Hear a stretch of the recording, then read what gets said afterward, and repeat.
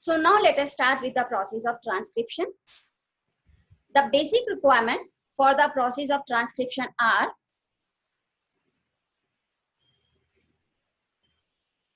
DNA strand,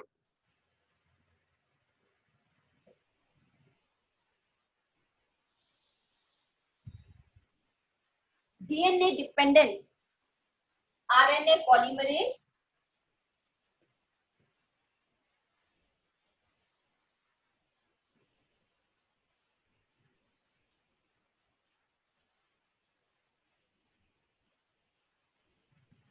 then as substrate we need ribose, nucleotide,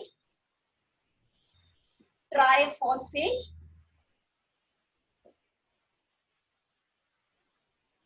then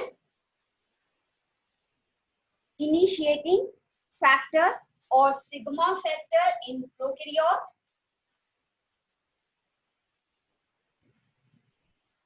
initiating factors, then certain ions are also required.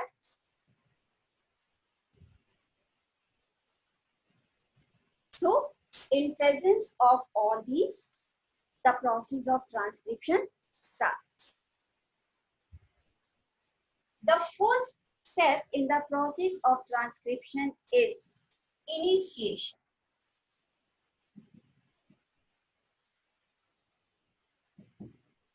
Now what happened in this process of initiation?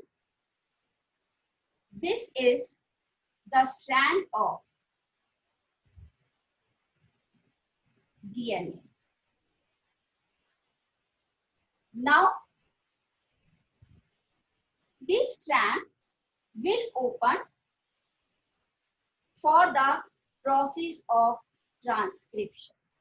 So we observe that only a part of the strand open for this. Now here, first of all, on the promoter side, sigma factor will bind. This sigma factor helps in binding of the RNA polymerase with this DNA template strand. So here RNA polymerase will bind. RNA polymerase without sigma factor is called core enzyme.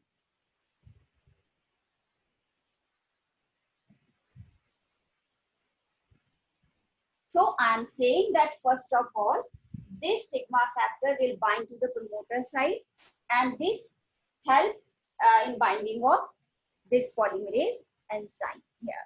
It helps identification of the promoter site by the RNA polymerase enzyme. Now comes the second step, elongation. The process of elongation is carried by only the core enzyme, RNA polymerase enzyme. One more thing to be noted here is, we are discussing right now in the case of prokaryotic cell. So in a prokaryotic cell, there is only one type of RNA polymerase that is catalyzing all type of RNA formation. But in case of eukaryotic, there are three types of polymerase. RNA polymerase 1, RNA polymerase 2, and RNA polymerase 3. All these three types of polymerases, they are catalyzing the formation of three different types of RNA. RNA polymerase 1, this catalyzes the formation of rRNA. RNA polymerase 2, hnRNA.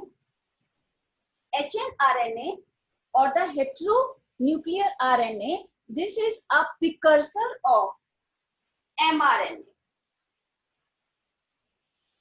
After maturation, this hnRNA is going to form mRNA, and this is going to form transfer RNA, tRNA, and the small nuclear RNA.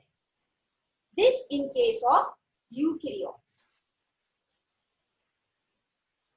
In prokaryotes, only single polymerase is there, that is catalyzing the formation of all different type of RNA.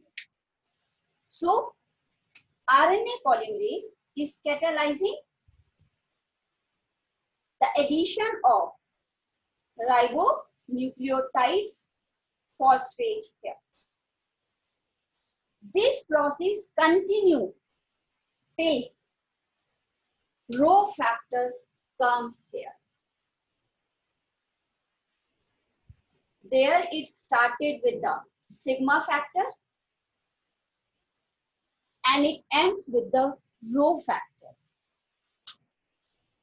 When it reaches at a point where the Rho factor is attached, this Rho factor is also called terminating factor.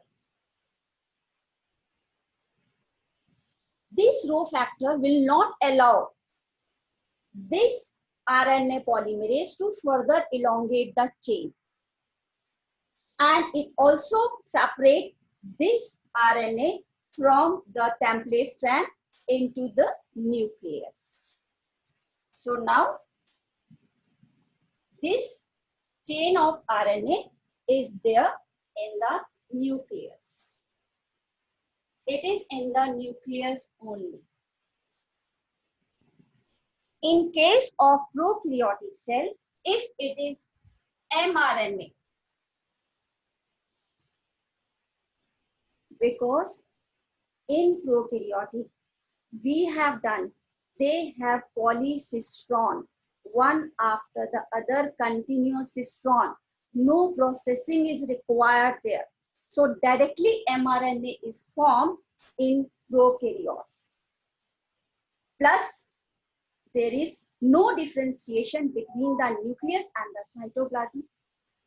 So directly translation can start from this mRNA. But if this process is occurring in eukaryotic, then the first and very important difference is that different types of RNA polymerases are involved in the process, and instead of mRNA, at the end, hnRNA is formed. And this hnRNA is having many such sequences which are not going to appear in the mature RNA, that is called mRNA. It means before translation, this hrNA has to be converted to mRNA, plus this mRNA has to be transported to cytoplasm, because there is a clear-cut differentiation between the nucleus and the cytoplasm. And the process of translation can occur only in the cytoplasm, because the machinery for translation is present in the cytoplasm and not in the nucleoplasm. So, the step before translation in eukaryote is processing of this hnRNA.